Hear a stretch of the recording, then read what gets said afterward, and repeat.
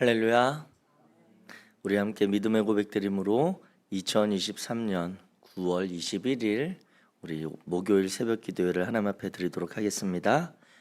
나는 전능하신 아버지 하나님 천지의 창조주를 믿습니다. 나는 그의 유일하신 아들 우리 주 예수 그리스도를 믿습니다.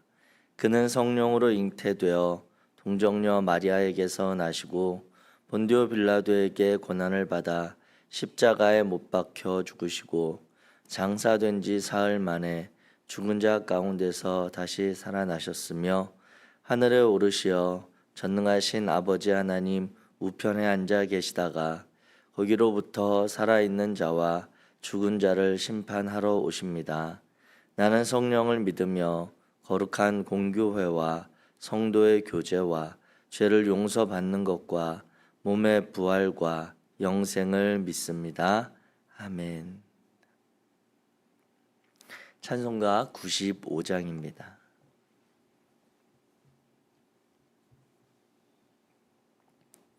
찬송가 95장.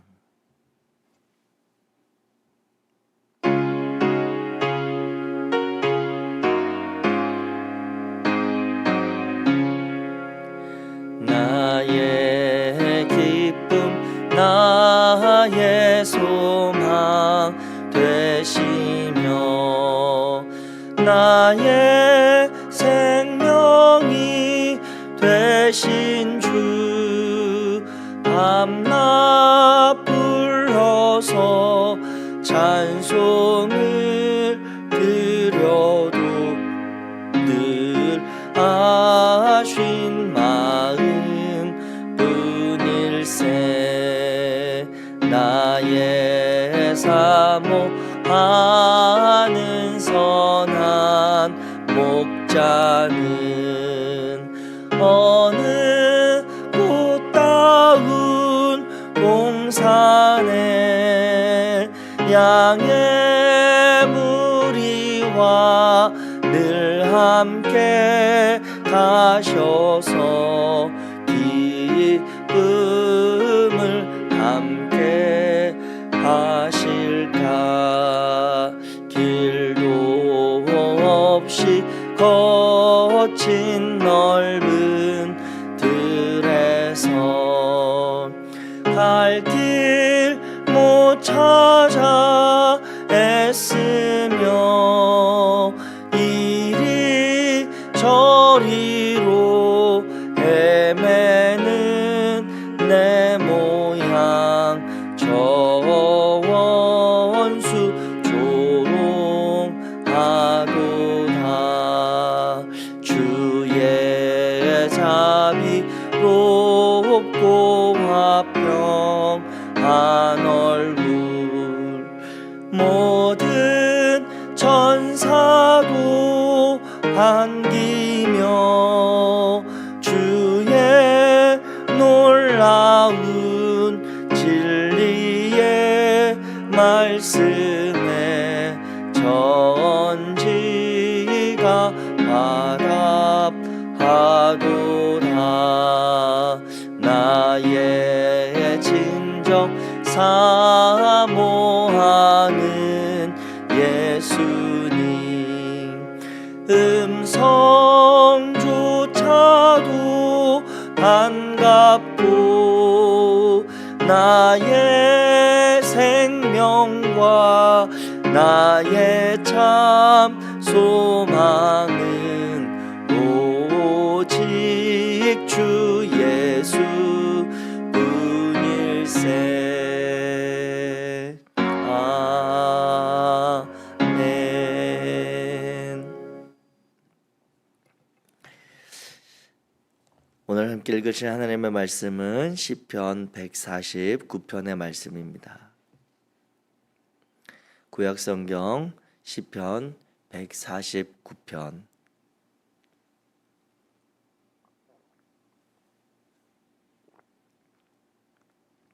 제가 가진 성경으로 구약성경 909페이지 시편 149편 1절부터 9절까지 말씀을 우리 한 목소리로 천천히 읽겠습니다. 시작. 할렐루야. 새 노래로 여호와께 노래하며 성도의 모임 가운데에서 찬양할지어다. 이스라엘은 자기를 지으신 이로 말미암아 즐거워하며 시온의 주민은 그들의 왕으로 말미암아 즐거워할지어다. 춤추며 그의 이름을 찬양하며 수고와 수금으로 그를 찬양할지어다. 여호와께서는 자기 백성을 기뻐하시며 겸손한 자를 구원으로 아름답게 하심이로다. 성도들은 영광 중에 즐거워하며 그들의 침상에서 기쁨으로 노래할지어다. 그들의 입에는 하나님에 대한 찬양이 있고 그들의 손에는 두 날 가진 칼이 있도다. 이것으로 문 나라에 보수하며 민족들을 벌하며 그들의 왕들은 사슬로 그들의 귀인은 철고랑으로 결박하고 기록한 판결대로 그들에게 시행할지로다. 이런 영광은 그의 모든 성도에게 있도다. 할렐루야. 아멘. 아멘. 네. 할렐루야 시편의 이제 네 번째 우리 시편 149편의 말씀을 우리가 같이 읽었습니다. 이 시편은 전반부 1절부터 5절까지는 선민 이스라엘을 향해서 하나님을 향한 환희의 찬양을 드리자라고 하는 그러한 권고로 우리에게 읽혀지고 요 나머지 6절부터 9절 후반절은 하나님의 백성이 여호와 안에서 누릴 영원한 그런 승리에 대한 선언과도 같은 내용인 것입니다. 그래서 이 시편 1절부터 이제 내용들을 조금씩 살펴본다면 1년에 해당하는, 그러니까 전반부에 해당하는 1절부터 5절에서 내용 가운데 보면 이제 시인은 할렐루야 새 노래로 여호와께 노래하며 성도의 모임 가운데에서 찬양할지어다라고 고백합니다. 이것은 성도의 모임이 이제 이 원어에도 보면 복수의 형태로 사용되어지고 있는데, 이것은 하나님의 창조적 사역의 그런 장엄함, 하나님의 창조가 얼마나 위대한지를 단순히 한 사건이 아니라 보다 깊은 의미를 담아서 노래하고 있다라고 하는 것으로 읽혀집니다. 1차적으로 하나님의 창조하심과 관련해서 이해할 수 있지만 또 더 나아가서 보잘것없는 인생 야곱을 부르시고 또 그를 통해 이스라엘이라고 하는 민족을 이루어 가시는 그 하나님의 역사하심으로도 우리가 이 1절 말씀을 읽을 수가 있습니다. 그래서 즉 한 사람 아브라함을 택하시고 그에게 약속하신 그 신실하신 언약을 이루어 이제 하늘의 별과 같이 바닷가의 모래알과 같이 내가 너의 후손을 창대하게 하겠다, 번성하게 하겠다라고 하는 그 하나님의 약속이 이루어진 후에 이제 하나님에 대한 신앙, 하나님의 행하심 일들을 노래하는 이들이 한 개인이 아니라 성도의 모임, 즉 구별된 이들, 하나님의 택한 하나님의 뜻을 따라 살고자 하는 이들의 거룩한 모임들 가운데에도 확대되어지는 것으로 하나님의 약속이 이루어진 것을 우리가 시인의 고백을 통해 알 수 있다 하겠습니다. 2절에서 시인은 이제 시온의 주민은 그들의 왕으로 말미암아 즐거워할지어다라고 고백하면서 이 하나님의 왕되심, 하나님의 다스리심에 대한 고백을 합니다. 즉 이스라엘은 자기를 지으신 여호와로 말미암아 잘 즐거워하고 시온의 주민된 이들은 그들을 다스리는 왕이 있다라고 하는 그러한 고백을 드리고 있는 것이죠. 사랑하는 성도 여러분, 우리가 이 2절 말씀을 따라 보게 될 때 오늘 우리 인생을 다스리시며 주관하시는 그 하나님의 계심을 다시 한번 우리가 믿음으로 발견할 수 있게 되기를 바랍니다. 하나님은 온 우주 만물을 다스리시는 그런 위대하시고 광대하신 분이지만 그 백성들 한 사람 한 사람의 삶을 또 가까이 하시며 그들의 삶, 바꿔 말하자면 오늘 삶을 살아가는 저와 여러분들의 한 사람 한 사람의 형편과 그 상황도 가까이에서 살피시고 다스리시는 그런 분이라고 하는 것입니다. 우리가 이제 때때로 신앙 생활에 이제 처음 들어온 이들 가운데 혼돈스럽고 혼란스러운 그런 개념들이 있습니다. 하나님에 대해서 아버지라고 부르는 것들에 대해서 때때로 처음이 기독교 신앙에 들어온 이들 가운데 아버지에게 깊은 상처를 받은 그런 사람들이 있거든요. 그런 사람들이 이제 기독교의 신앙을 고백하게 되면서 하나님에 대해서 무수히 많은 찬양과 그리고 성경의 표현들과 교회 안에서 사용되는 단어들 가운데 그 하나님이 아버지와 같다라고 하는 그것에 자꾸 자신에게 상처 준 그 아버지의 모습이 이렇게 겹쳐지는 거예요. 그러면서 그 아버지에 대한 상처 때문에 하나님에 대한 오해, 그분에 대한 그런 두려움 가운데서만 지내게 되는 그러한 일들로 인해 신앙이 깊은 성장이 더딘 그러한 일들, 그리고 개인적으로 어려움을 겪고 있는 그런 모습들을 볼 수도 있습니다. 그런데 또 이 시대의 왕들을 생각한다면 그 하나님이 우리 시대를 다스리시고 우리를 잘 아는 왕이다라고 하는 이러한 표현에 대해서 우리 시대를 다스리고 있는 그러한 지도자들의 모습을 생각하게 될 때 우리 하나님이 그와 같은 분이신가? 라고 하는 오해도 살 수 있는 면이 있습니다.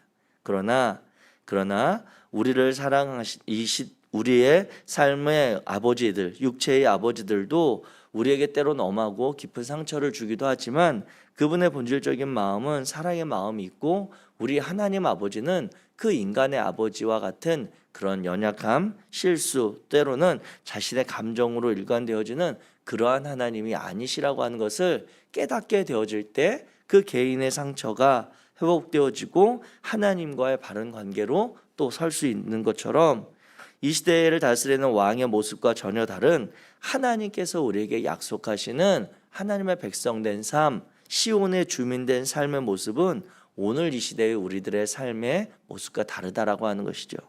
사랑하는 성도 여러분, 저와 여러분들이 이 하나님의 다스리심을 신뢰하며 그분 앞에 우리의 온 삶을 의지하고 나아갈 수 있는 믿음이 있게 되기를 소망합니다. 우리 하나님은 무엇보다 우리를 잘 아시며 우리의 형편을 개개인적으로 다 아시며 그리고 그 개인의 모든 것들을 제깍제깍 들어주시는 그런 분은 아니실 수 있지만 그분이 다스리고 그분이 이 땅 가운데 이루고자 하시는 그 나라는 우리 모두에게 그 하나님 앞에서 정직하고 바르며 하나님 앞에서 주어진 생명의 존귀함을 가지고 살아갈 수 있는 그 나라인 것입니다. 하나님은 당신의 백성들을 이끌어 그 나라의 백성으로 이끌어가길 원하시고 이루어가기를 원하시는 분이심을 기억하며 시온의 주민된 우리를 다스리시며 우리의 삶을 책임지시고 그분의 거룩한 나라로 이끌어가실 그분으로 인하여 찬양할 수 있는 그러한 삶이 되어지기를 주의 이름으로 소망합니다. 3절에 보게 되면 이제 시인은 춤추며 그 이름을 찬양하며 소고와 수금으로 그를 찬양하라고 이야기합니다. 즉 여기서 여호와 하나님을 찬양하라고 하는 이야기들이 1절에서 시작되어진 그 이야기가 3절에 가면 더 이제 구체적으로 그리고 더 직접적인 우리의 적극적인 참여를 바라는 그러한 시인의 고백이 있습니다. 저와 여러분들이 이 시인의 요청과 권면에 따라서 우리 하나님을 향하여 할 수 있는 대로 우리가 적극적으로 참여하며 찬양하고 그분의 영광을 드러내는 삶이 되어지기를 주의 이름으로 축복합니다. 춤추며 그의 이름을 찬양하고 소고와 수금으로 그를 찬양하는 이 모습을 통해 다윗 왕이 여호와 하나님 앞에서 춤추며 찬양했던 모습들, 그의 허물과 부끄러움이 드러나는 것에 대해 개의치 아니하고 하나님 앞에 그분이 마땅히 받으셔야 할 영광과 그리고 그분이 행하신 일들을 드높이는 일에 혼신의 힘을 다하였던 것처럼 우리들의 삶의 모습 가운데 때로는 부끄럽고 연약한 모습이 있지만 우리가 하나님 앞에서 가장 큰 기쁨과 감사를 고백할 수 있는 그 하나님의 하나님 되심을 인정하며 나아갈 수 있는 그러한 구체적인 삶으로 연결되어지기를 소망합니다.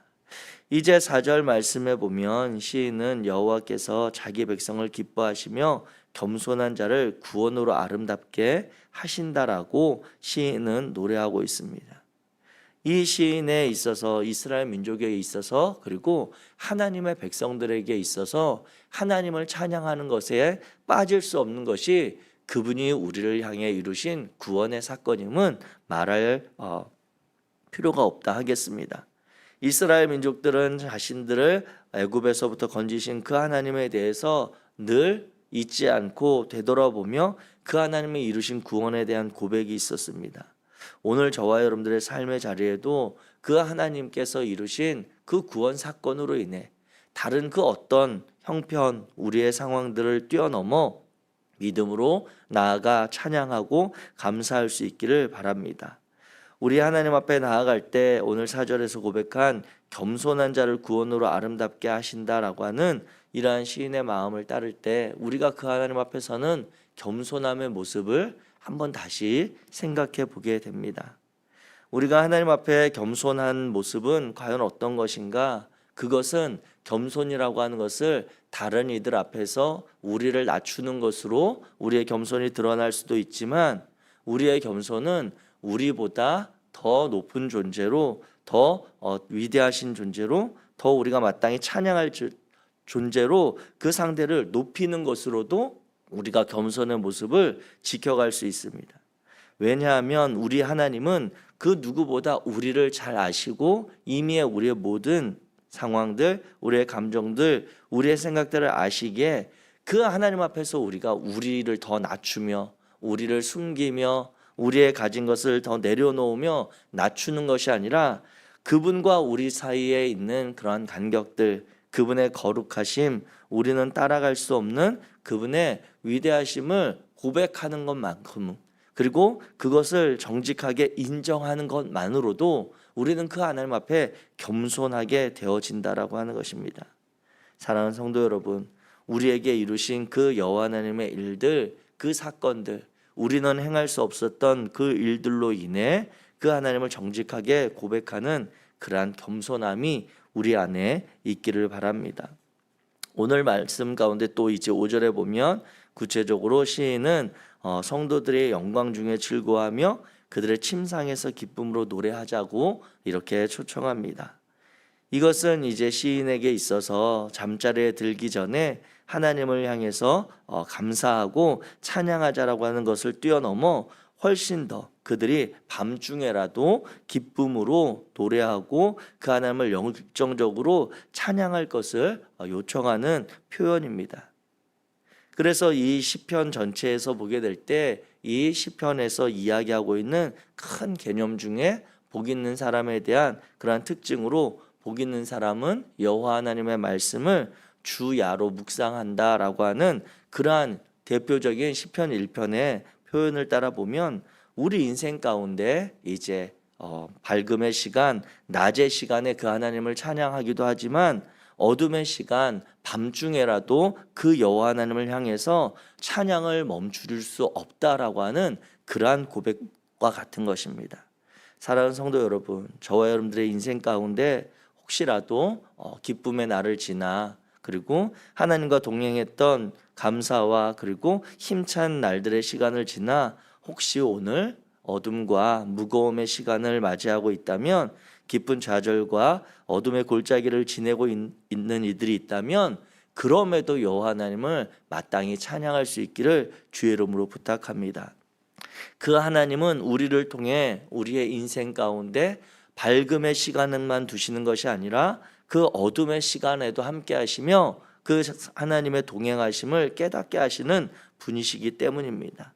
그렇게 시편 전체에서 읽혀지는 여러 가지 모든 상황들, 직접적으로 한 개인이 겪었던 인생의 사건들 가운데 하나님을 향한 고백의 사건들을 보면 감사의 찬양도, 그 하나님께서 행하신 일들에 대한 놀라움의 고백의 찬양도, 그리고 힘겨운 날들에도 하나님을 향하여 그 마음을 드리는 기도의 찬양도 있음을 우리는 기억하며 오늘 시인이 표현한 것처럼 침상에 있을 때에도 눈물로 적시는 그 침상 가운데에도 그 마지막은 하나님께서 이루실 것에 대한 소망, 그 하나님이 우리와 함께 하심에 대한 믿음을 가지고 그분의 행하심을 찬양하고 그 자리에서 일어설 수 있는 그러한 시간을 우리가 맞이하게 되기 원합니다.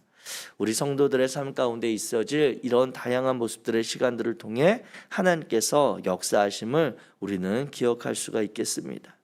또한 6절 말씀에 보면 이제 그들의 입에 하나님에 대한 찬양이 있고 그들의 손에는 두 날 가진 칼이 있도다. 그리고 7절에 보면 문나라에 보수하며 민족들을 벌하며 그들의 왕들은 사슬로, 그들의 귀인은 철거랑으로 결박하고 기록한 발견대로 그들에게 시행할지로다라고 하는 이 표현이 개인적으로 저에게는 갑자기 이 시인의 이러한 마음들이 되게 좀 혼란스럽게 읽혀졌습니다.